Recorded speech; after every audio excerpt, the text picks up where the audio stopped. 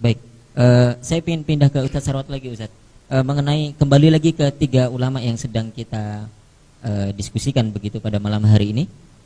Ini kalau kita rujuk, Ustadz, apakah Syekh bin Baz itu terikat pada satu mazhab tertentu atau tidak begitu? Syekh Utsaimin itu juga memproklamirkan diri saya itu sebenarnya kalau secara mazhab fikih itu ngikut mazhab fulan misalnya begitu.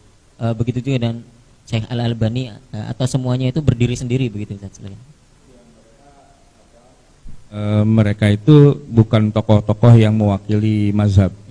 Jadi kalau yang mewakili mazhab itu misalnya kalau kita sebut Dr. Wahbah Az-Zuhaili, beliau menyatakan saya bermazhab Syafi'i gitu ya. Syekh Ramadan Al-Buti misalnya, atau Al-Maliki, Alawi Al-Maliki misalnya, dia Maliki gitu kan.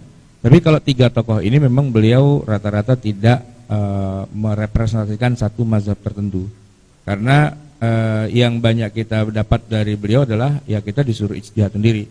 Ya, dan harus independen gitu. Wabil khusus misalnya Syekh Albani. Albani itu ya tidak mau terikat dengan salah satu mazhab karena tidak ada perintahnya, malah dilarang. Yang diperintah itu adalah ya kita harus berpegang pada Quran dan Sunnah. Jadi mereka ini kalau di dalam konteks kekinian, mereka inilah orang-orang yang bisa disebut sebagai al-madhabiyah. Tokoh-tokoh yang mengajarkan, menganjurkan untuk tidak usah bermazhab.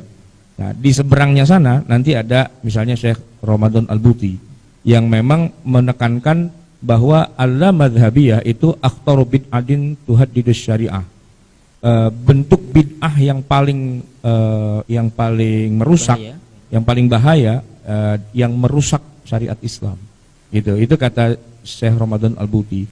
Siapa tokoh anti mazhab atau yang tidak bermazhab? Ya tiga orang ini.